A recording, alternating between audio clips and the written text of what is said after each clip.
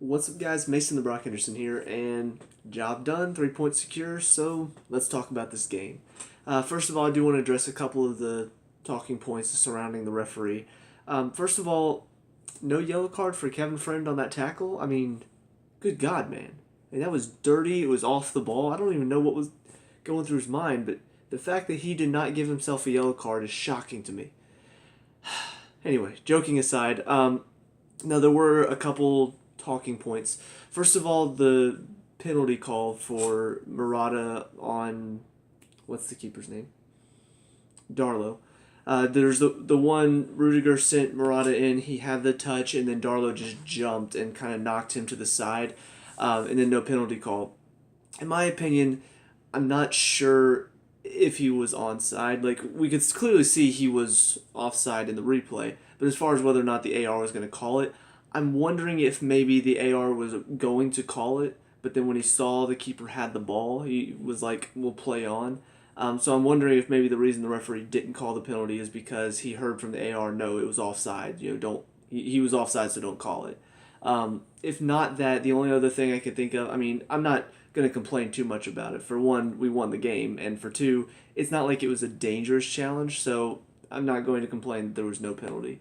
But the other thing that may have been considered is just the fact that the keeper was genuinely trying to like jump to get the ball and didn't really hit Murata. He just sort of knocked him to the side. I still think it probably should have been a penalty if he was onside, but that's just me. As far as Murata is concerned, though, the other thing I did want to talk about for most of this game is, yeah, the kind of one-sided calls against him. And I know Murata's been in the league for a little bit, and he's started to get sort of a reputation for going down easy. And we've seen him. He tends to get touched and then go over looking to see if the referee's going to make the call or not. He likes to start off the game like that. He'll go down easy on a few challenges, see how much he can get out of the referee. But today, it started to get a little ridiculous. Like there's the one point where the ball's through and he turns to go, and the defender just like throws his arms in front of him and holds him back. It's obstruction. No call. There's one where they clearly nipped twice at his legs. No call. We'll just go to halftime then. There's another one later on second half where it looked like he was wrestled to the ground by the defender. No call. So, I don't know. I understand that players can tend to get a bit of a reputation for going down easy or looking to con the referee. And so their challenges can tend to be looked at a little bit closer to see, all right, was that really a foul or are you just trying to play me? So I can understand if that's happening, but if a foul is really happening, if he's really being held off the ball even though the defender's nowhere near the ball, I mean, you've got to call that. You can't just let them do whatever they want just because, oh, you tend to go down easily. That's wrong in my opinion. So I just thought it was a bit one-sided against Murata. As far as the goal that he scored, the header, one of the things they're talking about in the studio for NBCSN because they hate Chelsea. They're saying, oh, if the referee's seen that push, then it's obviously a foul. Here's the thing: as a defender, you've got to be stronger. So just because you feel somebody touch your back does not mean you have the right to just go ooh and then fall to the ground and then have the referee call it. There wasn't enough contact for me. I think Murata has his hands there, but not to push. He puts them on his back because he wants to keep him from backing into him. And then he feels that and starts to go over. That's not a foul. And that's one thing that a lot of people see. They'll only see the hands. They don't see the fact that there's no actual push. In fact, Ramsey gets a penalty for pretty much the same thing. There was the hands on the back, but there's no actual push out. He just put his hands there, and then Ramsey felt the touch and went over. And the referee that day fell for it. Today, he did not. So, yeah, I think it's just the defender looking to buy a foul in the box, to bail them out. But Kevin Friend wasn't going to oblige. So, in my opinion, it's a good no call. But that's just one of the things that they have to talk about because it's a little bit of a shove, and we don't want Chelsea to win. So let's talk about how they probably didn't deserve that. But whatever. So yeah, let's talk about individual performances. First of all, Courtois didn't really have much to do after the opening 10 minutes. They had 2 shots on goal the entire game. So on the goal, I thought he did pretty much most of what he could. It was a little bit of you probably could have done a bit more. Whether could he have smothered the ball or could he have maybe pushed the ball a little bit further wide so Dwight Gale couldn't get on the end of it. I don't know. It's one of those. It happens so quickly. It's hard to tell how much at fault he was. But by my first reaction, I'm thinking he did about all he could do. Because the ball was there to be won for him and the forward. He did as much as he could to make sure, whatever his name is, Murphy, I think, made sure he couldn't get in behind, and it's just unlucky that it deflected off of his hands and then right into Gale's path. But on that, I'm going to go a little bit more unconventional and talk about the wingbacks first because the goal just does have a lot to do with what I'm about to say. Honestly, both of them started off very poor, but in my opinion, Alonso was our worst player today. And that goal, mainly his fault. It was a little bit of everybody. There was kind of lackluster defending. I thought Christensen was a little bit weak on the long ball forward. Rudiger wasn't really tracking anybody. He was just sort of standing in space and then, got turned around. Spilicueta wasn't really alive to the danger of Dwight Gale coming in late. Or no, Murphy coming in late. So it was a little bit of everybody, but in my opinion, none of that matters if whenever the ball gets flicked to Gale and Murphy's right, or whoever, I don't remember how it all worked out, but Alonso's right there. All he has to do is get the ball away, and instead he just toe pokes it right into the path of Murphy. And I'm just like, why would you pass it right into the middle of the box like that? Like, what in your mind makes you go, hey, this is a good idea? And it's just, he'd already had a pretty poor start. Some bad touches, bad giveaways. Then you give away that goal. And you pretty much assisted it. You put it in the path of Murphy, which means now we're in danger. And then on top of that, he's not awake enough to, whenever Courtois makes the first save, he's not awake enough to put himself in the way of Gale's shot. He just kind of sticks out a foot and hopes for the best. And I realize that one's a bit more of a reaction, but still, like, you pretty much caused all of that. And he never really did anything to improve from there. After that, it was pretty much an average performance from him overall. Same thing with his crosses, not good enough, not really finding anybody, not picking anybody out defensively. He did okay. He managed to keep him quiet on that side for the most part. But honestly, I felt like there was a danger anytime Alonso was anywhere near the ball. And that's a problem. And I've talked about this before. We don't have another backup. Kennedy has finally returned to fitness, but I don't even know if he's going to be much better of an option. He brings a bit more speed and pace, but defensively, I don't know if he brings more. So, I don't know. I'm really disappointed that we don't have anybody to take that spot because, in my opinion, Alonso, he either needs a break or we just need to find somebody better because right now he's just not cutting it. And giving away that goal, even though in the end it just sort of it woke us up a little bit and let us get into the game, it's still kind of like, how could you just give that ball into the middle of the box and just say, all right, let me just poke it through for the forward to run onto. So, yeah, a little disappointed with him. Moses on the other side, same thing at the beginning of the game. I was kind of disappointed with him, but I will say, probably because he's come back from injury, it did take him a bit to get back into it. But by the end of the game, I was thoroughly impressed. Very good runs, good cross for the second goal, good run to get fouled for the penalty. I mean, he was pretty much back to the Moses that I remembered by the end of the game. But at the start of the game, I'm like, what is going on with our wingbacks? We need to keep the ball away from the wings because it's killing us right now. So, a bit concerning that they both started off slow, and that's definitely what hurt us at the start of the game. But ultimately, Moses picked it up. Alonso, at least, he got better. Just still not good enough on his side, though. Then we get into the three center backs. You've got, in my opinion, a pretty strong starting three of Spilicueta, Christensen in the middle, and then Rudiger on the other side. I honestly think that Cahill and David Luiz just aren't cutting it right now. Cahill's doing okay. He's doing better. But David Luiz, the past few games he's played, he's been pretty poor. So, in my opinion, this is the strongest back three we have, and I hate the fact that we conceded a goal because it kind of like puts a dent in that theory because this is the first goal we've conceded in, I think, the past 3 games now. So, well, no, we conceded one against Liverpool, but you know what I mean. Like, we've had Cahill in a few games, and we haven't conceded a goal, and then in this one, we don't have Cahill in, and then we concede a goal. But I still think it's a strong back line. I think you've got the calmness of Christensen to sort of play out and distribute from the back. You've got Spilicueta doing a good job of covering. You've got the pace and the agility of Rudiger, and on top of that, strength as well from Rudiger and Christensen.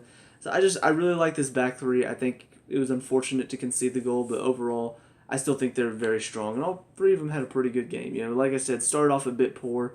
The only problem I really had was there was a little bit too much playing at times in the back. From Christensen, it's never really a problem because a lot of people have been talking about just how calm and composed he is in the back, and it's very true. But there were times whenever it was mainly playing between either the left or right center back and then the wing back. So, Spilicueta plays it to Moses, and then Moses plays it back, and all of a sudden we're in trouble, or Rudiger plays to Alonso. That happened a few times, and I don't know, obviously Newcastle's putting a lot of pressure, but I don't know why they couldn't find an outlet. Whether it's not enough movement in the midfield, whether the wing backs aren't helping them enough, but it felt like whenever they started playing out there, that's where it felt like we either gave the ball away or we nearly did, and we had to boot it down the field. So, kind of disconcerting that the passing wasn't great tonight from some of our center backs, but I will say defensively, overall, they were very, very good. Spilicueta puts in another dangerous ball. Morata doesn't get on the end of it, but it deflects out to Hazard, who then buries it. So that's something he brings to every game. He's got that ability to whip in a cross like that, but not from the wingback role. He's coming through the middle, and it seems like a bad angle, but somehow he whips it in so dangerously that it causes the defense so many problems, and either Morata gets on the end of it, or the defender has to put it out for a corner, or, like what happened tonight, it deflects right to Hazard and then goal. Into the midfield, you got Conte, who stays a bit deeper, but still he pretty much stays in the middle and then gets up and down. Fabregas stayed on the right side for the most part. He likes to drop deep and then play it long, and then Drinkwater was a bit more of the one getting forward. Conte, pretty much same old Conte, running around the field. He did give the ball away a couple times, but he worked so hard off the ball and then to win the ball back, and created several of our attacks as well. So overall, he had a very good game. Fabregas, in my opinion, really good passes today. Just setting up a lot of good attacks. He created our very first good chance that started this long line of really good chances. That ball over the top to Hazard that he nearly flicked over. So Fabregas bringing what he always does, and then Drinkwater played pretty well overall today on average. The only thing I'm going to say about Drinkwater is defensively, I want to see a bit more. I know he's supposed to be more of the attacking midfielder force, but the problem is whenever he is in a position to defend, I don't think he's defending well enough. And what I mean by that is he's the one getting up in the attack, so I'm not expecting him to be defensive the entire time because that's not his role.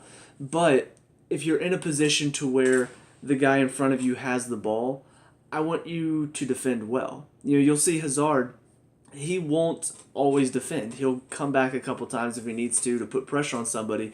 So he's not really much of a defensive player, but what he does well is he forces them one way or he forces them back.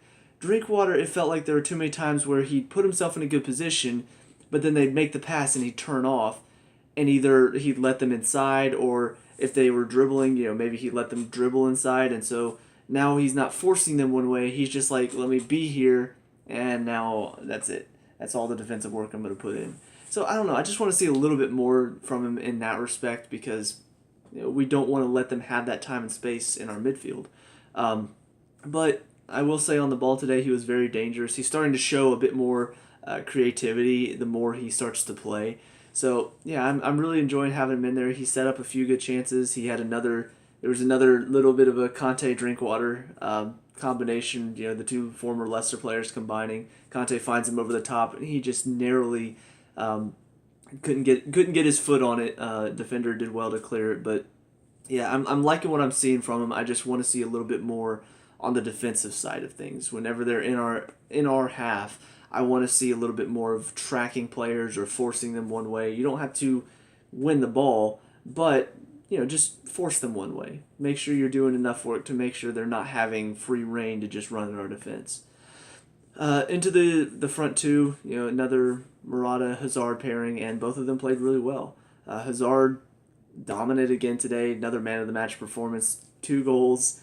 it seems like it's getting so easy for him, and it seems like he's having a lot of fun with it too. I think he pulled off like 3 or 4 megs today, and I'm just like, it seems like it's just so flawless. And one of the best moments for me was he slips on the ball. Like he tries to pull it, the ball doesn't come with him, and so he slips. They win the ball back, and all of a sudden it's like a 3v3 situation. But he and Conte both get back.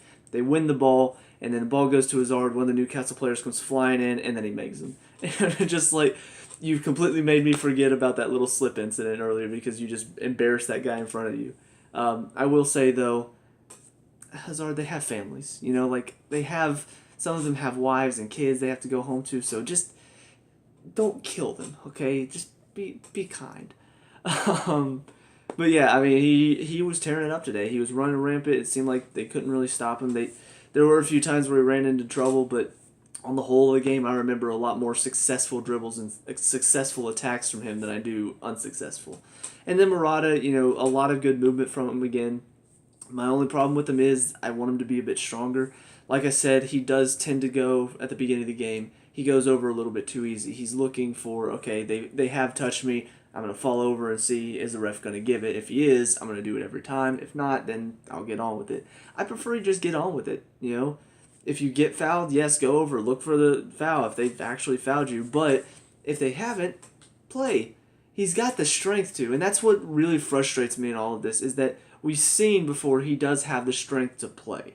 When he plays against Atletico on Tuesday again, I mean, we saw the first game, he was ready and raring for a fight. He was ready to go, and we saw that. You know, he was holding off the challenges. He was bumping people off the ball. He can do that, but the problem is he doesn't. He looks too much for a foul, and that's where it gets frustrating. You know, when we're trying to hold up possession, when we're looking for an outlet, we play it to him, but then they bump him, and he looks for the foul. The referee doesn't give it. Well, now we don't have the ball anymore. So I want to see him a little bit more clever. I want to see either him turn the defenders or hold it up under the pressure and lay it off. Something like that instead of always looking for, okay, they're in my back, I'm going to go over. But aside from that, you know, just like I said, very good movement. He's such a clever forward when it comes to positioning himself in the box. It feels like anytime a cross is whipped in, they're looking for him, and he's almost always making the right run. And so the defenders either have to put it out for a corner or, you know, it's going to reach him. So, I mean, like I said, for Spilicueta's cross in that deflected to Hazard, if the defender didn't get a touch on it, Murata's there and he's putting it in. So, yeah, I really like what Murata's doing as far as his movement. I just want to see a bit more strength from him. The subs that came on, Bakayoko and Willian came on together for Fabregas and Hazard. Bakayoko really needs to start looking to kind of gain that confidence back because it seems that he's lost a bit of it ever since the Liverpool game. And today, you know, he was on there for about 20 minutes, but I didn't really see that confidence anymore. You know, that kind of marauding midfielder that's just bullying everybody around, using his strength. I didn't see that today. And that's something that he did very well at the beginning that made me think, oh yeah, he's taking Matic's place, no problem. We haven't seen that recently. You know, he's been a little bit slower to react. His passing hasn't been as good. Today there was a pass that came in from Rudiger, and all he had to do was just, you know, move and get a foot to it, but instead he stands and sticks a foot out, and it doesn't reach him and rolls past him. So, I don't know, I want to see a bit more from him. I want to see a bit more intensity and aggression, because he has the ability to. He just hasn't shown it in the past few games. So, Willian came on, you know, moved around, provided a lot of options. I think he did well. I don't know if he can play that number 10 role as well as Hazard does, but that is something that'll be interesting to see, because we saw last game, or I didn't see, but we heard last game, Willian Pedro playing in behind Murata isn't as effective because they both lack that one thing that Hazard has to create in that number 10 role. So it'll be interesting to see if Willian or Pedro can sort of step in behind the striker and instead of like the two in behind the striker. So I don't know. It's just, he did pretty well, but most of his runs were once again the same old Willian run where he comes out wide and then has to cut in, instead of what Hazard does where he's just like free roaming everywhere. He's in the middle, then he's out wide, and then he's dropped deep, and you know, he just does a little bit of everything. I don't know if Pedro or Willian have that ability because they're more wing players. And then the last one to come on was Cahill, came on for Christensen, probably giving Christensen a bit of a rest, which makes sense. I would have liked to see Batshuayi, though, get a few minutes just because he has returned from injury, and I'd like to see him slowly start to come back to fitness. So, but we win 3-1, managed to put some pressure on Man U because now we're tied with them on points. Obviously, they play Arsenal later today, so one of the teams, the one right below us, the one right above us, one of them is dropping points today. It could be both of them as well. So that's exciting for us. We managed to get the 3 points and put pressure on them because now they've got to go for it. If Arsenal lose or draw, well, now they've dropped points on us and now they're further away from us. If Man U lose or draw, well, now we're that much closer to them. So, yeah, it's very good to put pressure on the teams around us, and hopefully we've got a good run of games now where we don't really face anybody from the top half of the table. It still can be difficult just because no team in the Premier League is an easy team. And sometimes it can be difficult to raise your game against these lower teams. But it does make our job a bit easier because we have a bunch of easier games. When you have to play Man City and then Tottenham back to back like we did last year, that makes it harder. But if you've got Huddersfield and then Brighton back to back, I don't know if that's actually happening, but that's a much easier schedule than having to play the top teams back to back. So yeah, very very good run of games coming up. Very not easy, but a lot easier for us. And I'm looking forward to seeing if we can just string together some wins and end the end of the year, hopefully in second place and a lot closer to Man City. So let me know what you guys think down in the comment section below. What were your thoughts on this game? Let me know what you talk about and discuss, all that good stuff. Leave a like and subscribe for future Chelsea reviews. I'll see you guys in the next game. Peace out.